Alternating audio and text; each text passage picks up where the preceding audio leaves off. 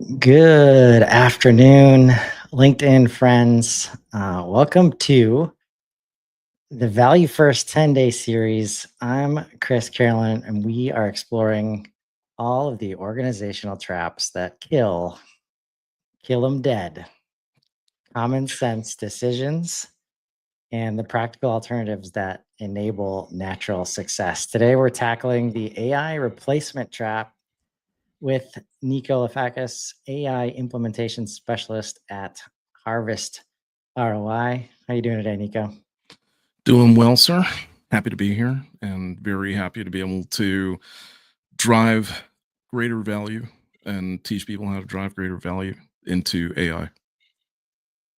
I love it. And we're here because if you've ever wondered why your AI tools feel more complicated than helpful, or why teams resist AI implementations that should make work easier, they really do, people. Trust us. This conversation is for you. Over the next 30 minutes, we will help you recognize whether your organization is treating AI as a replacement instead of a multiplier and give you one key question to redirect your approach. So let's start with a simple question. What does the AI replacement trap actually look like in practice from your perspective? We've got some slides, but before we jump in, Nico, just off the cuff, what does that mean to you? The replacement trap is, I think, what everybody is probably been hearing in the last 2 weeks. It's a drum that wasn't beat very loudly last year. It was tippity tapping around Christmas, and now it's getting towards like timpani drums. And that is your job is going to get replaced by AI. You are going to get replaced by AI. Everything that you did is going to get replaced by AI.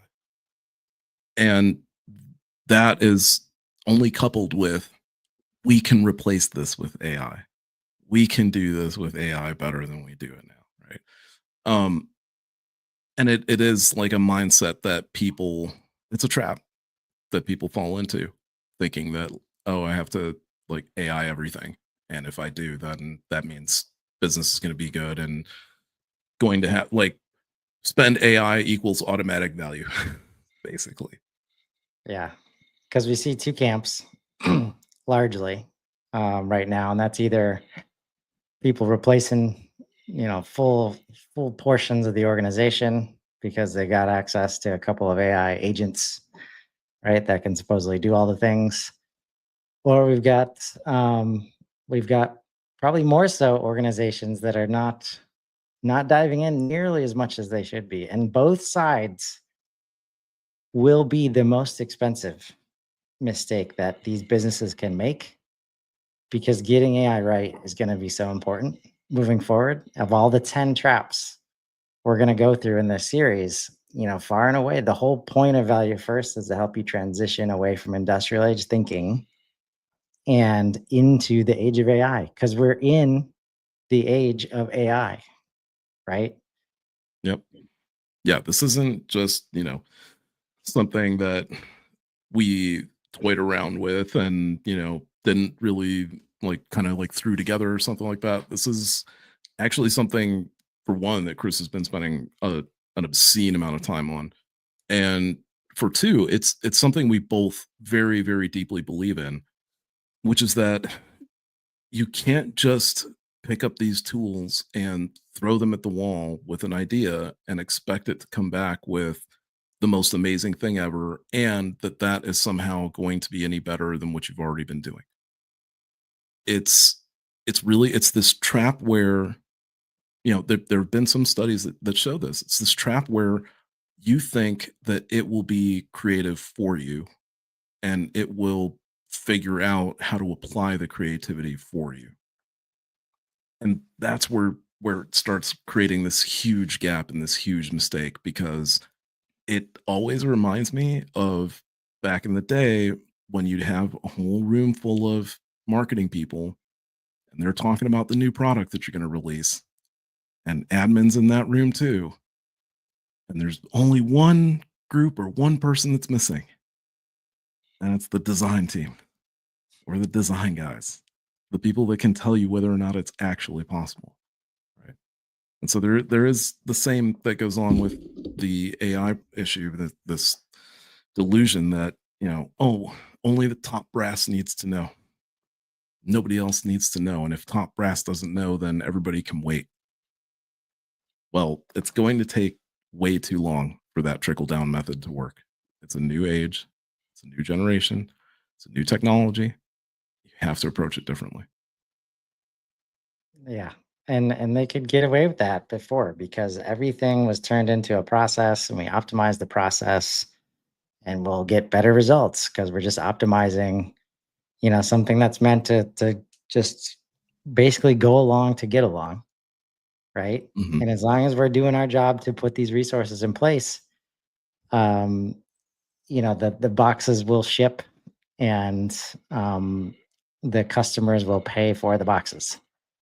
Yeah. Uh, well, this isn't AI is just like giving us an opportunity to optimize the hell out of that pain that we've been feeling for years. Because buyer behavior, customer behavior, even internal employee behavior is anything but, an assembly line, meant to be optimized in that way. Right.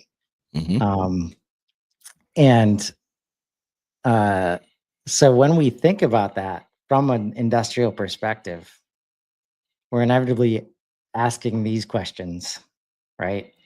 And like, spoiler alert, everybody's in this trap right now. So like, we're trying Yeah, to let you don't in feel bad. easy, but you're not alone if these resonate. Like, what jobs can we eliminate? How do we reduce human involvement? What tasks can we automate? Um, I mean, why is it a problem if we're just stuck answering those questions? It's the biggest problem that you can have, to be honest with you, because you're not looking at how you can take one person asking these questions. You literally start with, how do I take people away? So it's almost like you're basically obtuse to what the technology does, because the technology is an amplifier. It's not something that's meant to replace. So you've reduced not only overhead but also the scaling capacity, which is really weird. Like, you just ripped that away.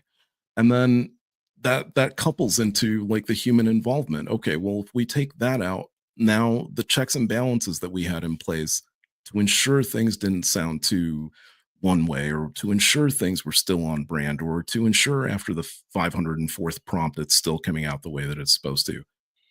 Take the human away and find out what happens. And then just automating tasks. It's not about automating tasks. It's about, where do you where are you going to get that 80/20? Where are you going to get that 80% return for 20% investment? Tops is what that ratio represents, right? It should be 595. In most cases, it's about 1090, but 2080, or 80/20, however you want to look at it, is definitely an attainable ratio. And it's, again, not something that's meant to replace the task entirely. It's meant to enhance what that task is. We've even talked with Erin Wiggers, who put together her own sort of super assistant bot, and even in that case, it's drafting the email that she then reviews to send out. It's not a case of the bot takes over the entire process and she never sends the emails out. That would, I mean, to some people that sounds great. To me, it sounds not necessarily impersonal, but I want to at least have that touch of, okay, what are we sending? So I have some knowledge of, like, okay, I don't have to constantly summarize and feel like I don't know who I'm talking to, because I have this thing just automatically running for me. You start losing that connection, the connection that you're supposed to build. You like throw it out the window, right? Yep. And as you automate the process, you automate the relationship with the other human beings and with the internal teams, Mhm. right? And we don't like the way that feels. Like being on the other side of that most of the time. there are moments like, well, I love Amazon. I never have to talk to anybody. Everything is, automated. And that's the relationship that they built. But in most cases, especially to B2B, like you got to build trust. You got to be Mhm. there. You got to be there. Like it might be great to send the email out, but who's there when it comes back with like a super nuanced question, right? We see this at one of the hardest things for leaders, when they get involved in something like LinkedIn. It's like it's not so much that we need you to post. It's we need you to be there to engage. So even if we automate the post, that's great. But if you don't know they're going out and you're not there when somebody comments, same kind of deal. So these partnership questions, you know, think about your customer facing teams. And even the first one, like what capabilities can we amplify? And you're gonna have to dig in to see to listen to them talk about their day, right? My favorite example is because this happens to a smaller extent, especially in industrial, when you bring in a CRM like HubSpot and people are used Mhm. to doing data entry, they get concerned for their jobs. But these same people have ideas like, oh, it would be nice if we could start sending out like a welcome package to customers. It would be nice. Oh, I know this person will really like this thing. It would be nice if, Mhm. right? And those are all the human to human experiences that those people could move to. And like your customer experience all of a sudden becomes a lot easier to differentiate and build because you're taking the person, you're applying AI in a way that enables that person with the great ideas and the relationships. They're the ones talking to the customers. Mhm. You pull them out. Like, I mean, we're seeing that, right? People are seeing the consequences of doing that. So these Yep. questions, I mean, we're seeing success stories too. So I'm curious, these three questions: how do we multiply human potential, and what becomes possible? How are you seeing this? How, how are people successfully answering these questions in the market? In the market, what I'm seeing is that, like McKinsey, in terms of just if you wanted raw, hard facts, if it's a company that has successfully deployed AI, what does that mean as opposed to like, oh, we are we're an AI first company. Uh, if you have successfully deployed AI, that means that you have put together something that is customized to your business, customized to your data. It's been tested, it's been vetted, and employees are using it on a daily basis. That's an 8 to 1. That's an 8 to 1 tool for every dollar that was invested in building it and keeping it in practice. It's an $8 return. Now, how how is that going to translate? It translates towards that multiple like that the amplification and multiplication that happens because on a daily basis, I'm hearing from people that are able to just cut hours out of their day that they used to waste doing the minutia stuff, right? Either it was, spending time writing or spending time researching or spending time on alignment or spending time on putting strategy together. Like they had the strategy already done. It's just a matter of like, okay, now we have to actually put this on paper or we have to build out this lucid or whatever it might be. And now that aspect of it is gone. So now the actual efficiency increases and it increases where it's necessary. So the quality automatically gets better.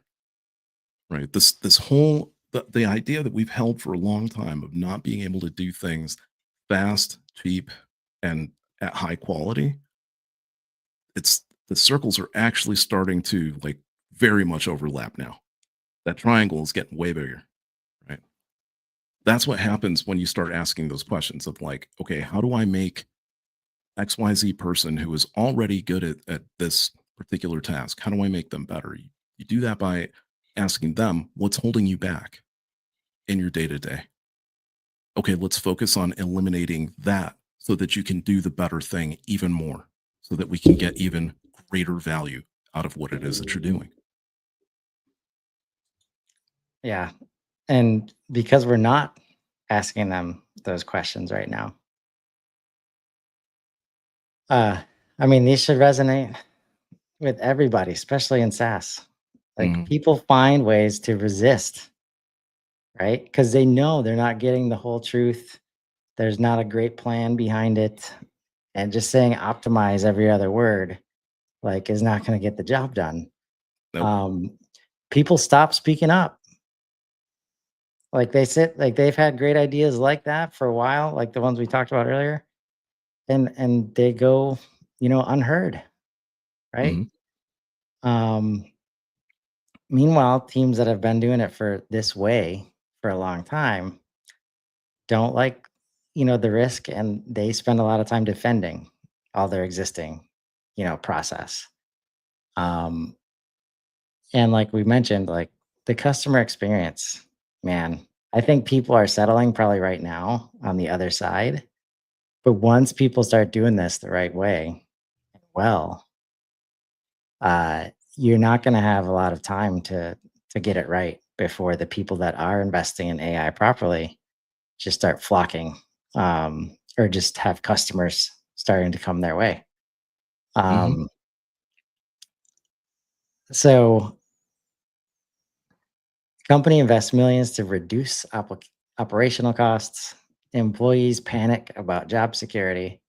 Projects face internal resistance. Nobody wants to use impressive systems. Results disappoint, cycle repeats. It's amazing how synonymous this is with SaaS already. Mhm.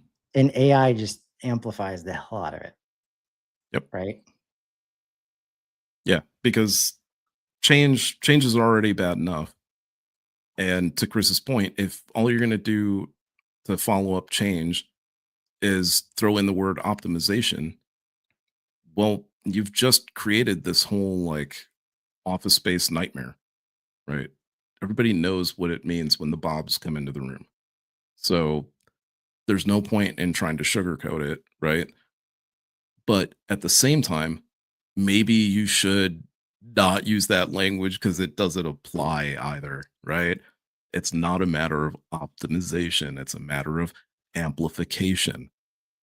And when you change that mindset, when you change the way that you are phrasing that, when you change how you're applying it, all of a sudden people aren't really scared. They're looking at it like, oh, okay, cool. How do I leverage this thing? How do I use this thing?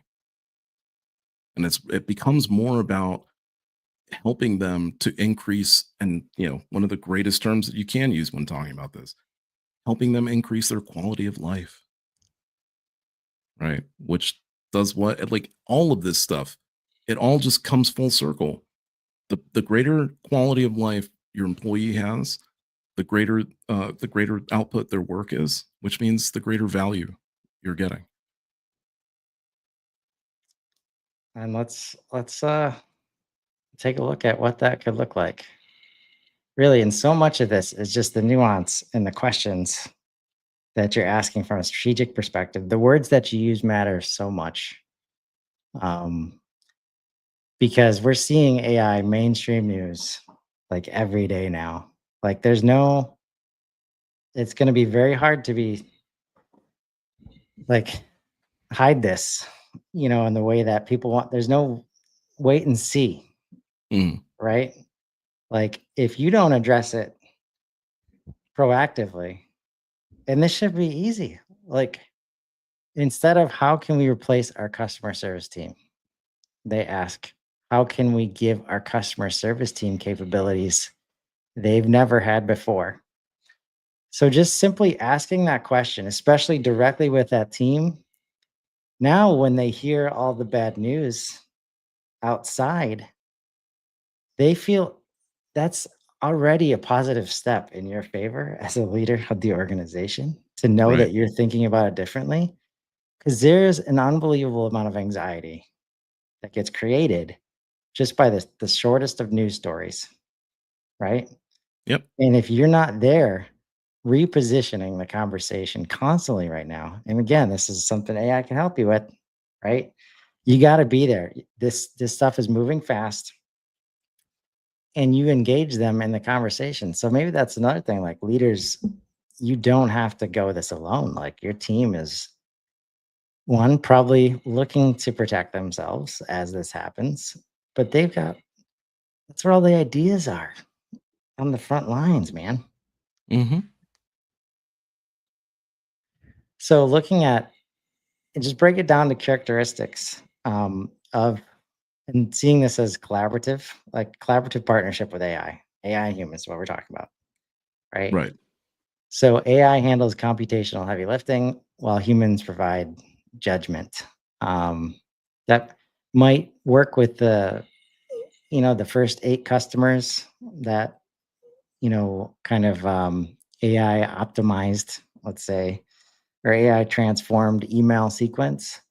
But for those last 2 that show up on the list, they need to be handled differently, and you're going to send them something else, right? Um, and it's not a one or the other situation. Right. For me, I have to like remind AI that sometimes humans can get a little full of themselves, and we need some challenge. Like maybe that's not the best idea, but continuous feedback back and forth, right? Learning how each piece of the system operates is so important. Because we don't want to just delegate everything. That's what we're talking about. Like it can't just be like, is it done or not? That's not what the human's doing, right? And we Right. say that there's oversight at the end, right?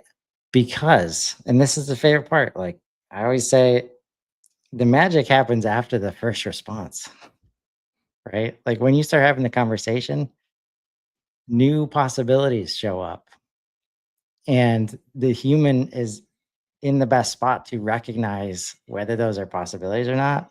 Like I love it when me, you, and George start like sharing things, and all of a sudden, like the innovative conversation explodes Yep. because we're all pulling on these threads that now we can feed. We don't, well, not only can we do, we feed it right back to AI. And it's like, all right, let's go. Like, let's do this. Yep. Right. Take it There's even no one step way further. these things will not happen without AI in the picture. Right. There's no way either could achieve this independently. So that's what could be when you start thinking about it. So take us through these, like how do you break free?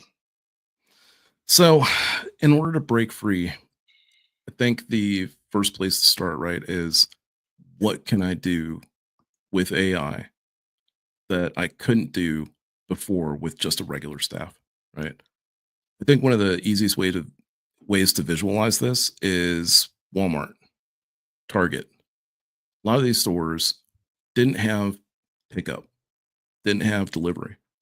But now, because they put automated kiosks in, which basically, again, from one side, it's like, well, takes jobs away, assuming that, you only ever wanted to be a cashier, but now you can sort of transition into this other job or transition into another position just within the company as a whole, even though they still have like cashier check stands too. So and all of that enabled the ability to create these other aspects of the organization. The only way, like, what it does is not only just opens up another door, right? But the single shift in in the single shift in the framing, right? It changes everything else that comes after that, right? It's just a catalyst for everything to build on top of, right? And then designing for emergence is really like more about how you can use AI to properly facilitate not only the like natural aspects of what it is that you're already doing, but how it is to find how you can use it to find the most valuable capabilities. Right? And those capabilities tend to evolve out of interaction. And it doesn't really necessarily have to be human interaction, like Chris was talking about. It can be that you're working with AI as a partner in order to develop a framework or in order to develop something. And then you're going back to it and you're having this back and forth partnership that you're collaborating now. Right. And so that just goes into like once you've finish with that collaboration, most everybody knows like now this end product is going to be of greater value than it was before. And so now that you have all of that process put together, right, it's just a matter of like tracking it, right? So track the new capabilities that are enabled through the breakthrough, right? And it's not a matter of like tracking it so that we can create another template and, run through that template every time. And that's going to be the best thing. No, it's just a matter of like, okay, how well did this work? And how well did this partnership work with AI for this particular task? And let's see what that is like by comparison to something else down the road. It's not a matter of like, oh, but this is going to be the best one out of the 30 that we've tried. It's still going to be different. This like chase for perfection, right? Like what becomes perfection is imperfection, oddly enough. Right. Um, and yeah, being able to look at like reimagining things to your point about like ideation, right? What becomes possible now? How do we multiply the human potential? Um, it's because now you don't have to think about the little things. So now you can put more time into the bigger things that do require more attention anyway. Or now that you've taken away the little things, you can focus on creating that new idea and actually flushing out that new idea that you had. There's plenty of employees that you can ask and say, if you had a magic wand that you could wave to fix something, what would it be? And they always have something with Mhm. that question. Um, and if you haven't figured it out yet, we're asking the same question in different ways over and over. When we talk about one question, it's what's possible now. Like, what can you do that you haven't been able to do before? What can your people do? Right? Mhm. You could probably ask that question 10 different ways and get 10 valuable answers, from the people around you. And, um, aside from these 4 bullets, I mean, like, especially creating excitement, not anxiety. Like, don't sleep on that one, folks. Anxiety is a productivity killer. Like, if people are anxious and have anxiety, they cannot do their best work, nor can they, provide great customer experiences. Not for very long, at least. Right. Um, but really, this statement on the bottom: every AI implementation decision is a choice about what kind of future we're building. You really need to look at it from that perspective to get to this, imperative place. Um, and transparency, so important. Um, that's one of the lack of transparency is a sacrifice that a lot of organizations are going to have to make. Because the worst thing you can do when trying to work with AI is to put up arbitrary barriers to information and Mhm. context. You want to guarantee some poor results from AI, do that. Right. Silo stuff. See how like siloing stuff works so well for you in real life, right? Well, you will only be amplifying it on a digital level if you start using AI to do it. It will only get like exponentially worse. Yeah. Um, so what are the next steps? Um, just think about it. What would the organization look like if you focused on your humans and gave them all Iron Man suits? So many people are calling it like these agent setups, like Aaron was showing us Jarvis, Yep. right? It's because that's what it is. Like, we don't need to overthink it, folks. Like, whatever kind of superhuman suit, like you like, that's what this is. A human still, in the middle, right? Mhm. Inside the suit. What capabilities um, can be unlocked?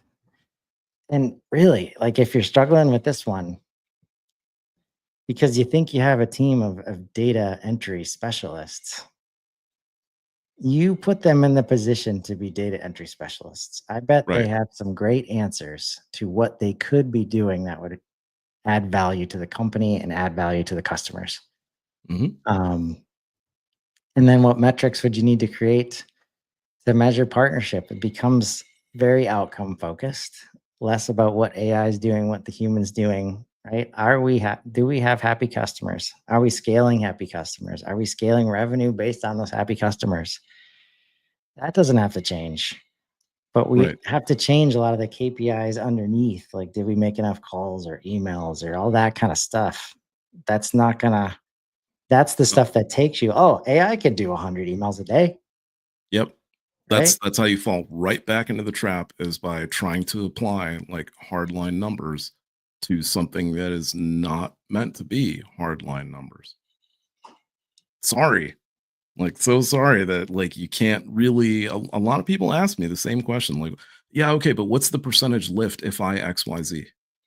I don't know. That's your business. I don't know what your customers are like. I don't know what your average day is like. I don't know any of that stuff. So you're basically asking me, what's the percentage lift if you go hire a new employee of whatever agent type you asked me about, right? You should technically already know that answer. So the real question you're asking yourself is, what's the lift if I were to hire at least somebody who is better than average from what I've currently got, right? That's what that lift is. Okay. But it's still the percentage of that. Again, it's just higher than the average, right? And that equals teammate, right? That doesn't mean that's like a sales captain or something like that. That's just another sales employee that has zero onboarding, zero cost, right? All that kind of thing. But it still has to have a human partner behind it, right? And the metrics that come out of that are greater relationships with customers. Oh, you know what? You know what's a metric you could measure that I think maybe 5% of you do? What's it? What is it? CLV.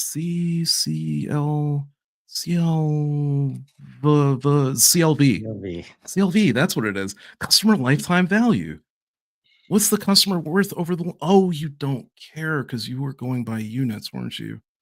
You were going by just sold the product, so we're good. That's it's out the door now. yep. And like, again, this is like what we've known from ZAS for a while. It's just amplified, multiplied, however you want to put it, going faster than ever, right? The technology is ready. Mhm. Like, in a lot of cases with AI, like, you can use, especially with LLMs, like, use the one that you want to use, that you get comfortable with, that you learn, right? It's not the issue. Like, the question is whether you are ready, whether your organization is ready. And that's the whole point of Value First, is to help you get your mind right. Because this is a world of abundance that we're already in.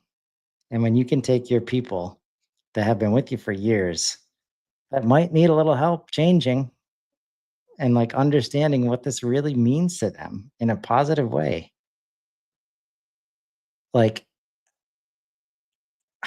this question, man, how powerful would this question be if we new leaders were asking, what would happen if every AI implementation was designed to make your people more capable rather than less necessary? Hit the next slide real quick. Hit that what? Hit the next slide if you don't mind. This one was one of my favorites. Right? Higher ROI through partnership, higher adoption rate, better system utilization, and the last one that I just it was my favorite out of the entire presentation putting this together. This was my favorite stat to come across. Higher breakthroughs in innovation. Companies measuring capability over labor reduction saw 4.5 times the amount of innovation. Do you know why that's so important right now? Because your company isn't up against another company. It's not up against an enterprise. You're up against a startup that started yesterday, that's super nimble and fast, and probably only has like one big investor behind them that they just have to show up with finished product for. So it really doesn't even matter. They can just kind of just spend willy nilly as fast as they need to get all set up. And since they're using AI, they'll get caught up to you in about 2 months, If right? that, So it becomes this question. Like I hear this term a lot too, is moat. What's my moat? What does my moat become? Your moat is you. You were already doing business, right? Okay, well, surely you know something about the business you were doing and how well you do it, like who's your target audience and that kind of thing. Unfortunately, if you were canvassing the entire globe, you're probably going to have to just shrink your focus a little bit.